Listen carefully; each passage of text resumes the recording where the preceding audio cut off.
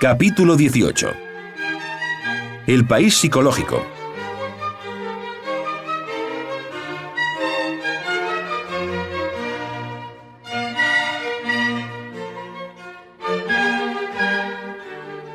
Incuestionablemente, así como existe el país exterior en el cual vivimos, así también en nuestra intimidad existe el país psicológico. Las gentes no ignoran jamás la ciudad o la comarca donde viven. Desafortunadamente sucede que desconocen en el lugar psicológico donde se hallan ubicadas. En un instante dado cualquiera sabe en qué barrio o colonia se encuentra, mas en el terreno psicológico no sucede lo mismo. Normalmente las gentes ni remotamente sospechan en un momento dado el lugar de su país psicológico en donde se han metido.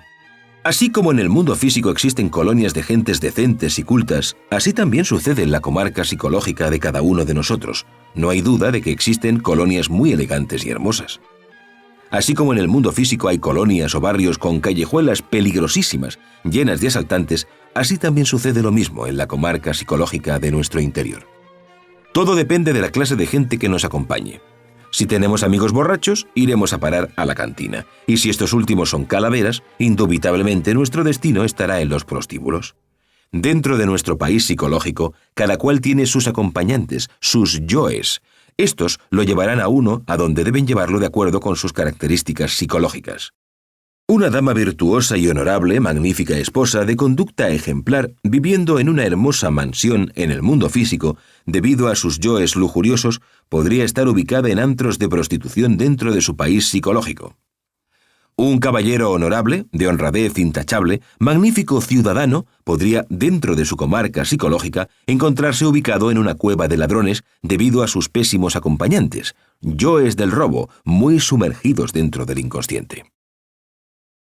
Un anacoreta y penitente, posiblemente un monje así viviendo austero dentro de su celda, en algún monasterio podría psicológicamente encontrarse ubicado en una colonia de asesinos, pistoleros, atracadores, drogadictos, debido precisamente a yoes infraconscientes o inconscientes, sumergidos profundamente dentro de los recovecos más difíciles de su psiquis.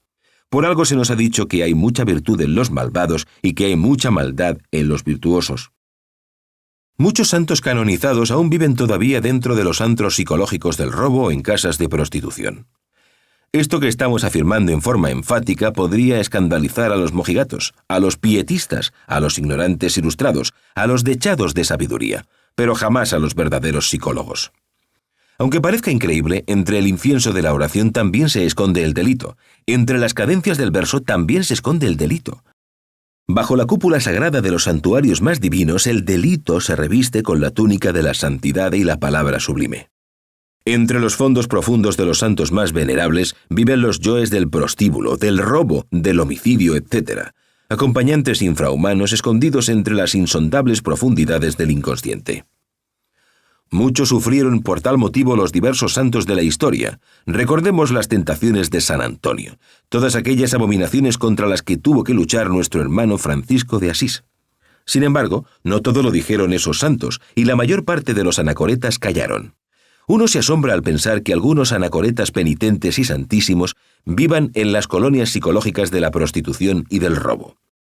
Empero son santos, y si todavía no han descubierto esas cosas espantosas de su psiquis, cuando las descubran usarán cilicio sobre su carne, ayunarán, posiblemente se azotarán y rogarán a su divina madre Kundalini que elimine de su psiquis esos malos acompañantes que en esos antros tenebrosos de su propio país psicológico los tiene metidos. Mucho han dicho las distintas religiones sobre la vida después de la muerte y el más allá. Que no se devanen más los sesos las pobres gentes sobre lo que hay allá del otro lado, más allá del sepulcro. Incuestionablemente, después de la muerte, cada cual continúa viviendo en la colonia psicológica de siempre. El ladrón en los antros de los ladrones continuará. El lujurioso en las casas de citas proseguirá como fantasma de mal agüero. El iracundo, el furioso, seguirá viviendo en las callejuelas peligrosas del vicio y de la ira. Allí también donde brilla el puñal y suenan los tiros de las pistolas. La esencia en sí misma es muy hermosa. Vino de arriba, de las estrellas, y desgraciadamente está metida dentro de todos estos yoes que llevamos dentro. Por oposición, la esencia puede desandar el camino, regresar al punto de partida original, volver a las estrellas, mas debe libertarse primero de sus malos acompañantes que la tienen metida en los suburbios de la perdición. Cuando Francisco de Asís y Antonio de Padua, insignes maestros cristificados, descubrieron dentro de su interior los yoes de la perdición, sufrieron lo indecible, y no hay duda de que a base de trabajos conscientes y padecimientos voluntarios, lograron reducir a polvareda cósmica a todo ese conjunto de elementos inhumanos que en su interior vivían. Incuestionablemente, esos santos se cristificaron y regresaron al punto de partida original después de haber sufrido mucho. Ante todo es necesario, es urgente e inaplazable que el centro magnético que en forma anormal tenemos establecido en nuestra falsa personalidad sea transferido a la esencia. Así podrá iniciar el hombre completo su viaje desde la personalidad hasta las estrellas, ascendiendo en forma didáctica progresiva de grado en grado por la montaña del ser. En tanto continúe el centro magnético establecido en nuestra personalidad ilusoria, viviremos en los antros psicológicos más abominables, aunque en la vida práctica seamos magníficos ciudadanos. Cada cual tiene un centro magnético que le caracteriza. El comerciante tiene el centro magnético del comercio y por ello se desenvuelve en los mercados y atrae lo que le es afín, compradores y mercadores. El hombre de ciencia tiene en su personalidad el centro magnético de la ciencia y por ello atrae hacia sí todas las cosas de la ciencia, libros, laboratorios, etc.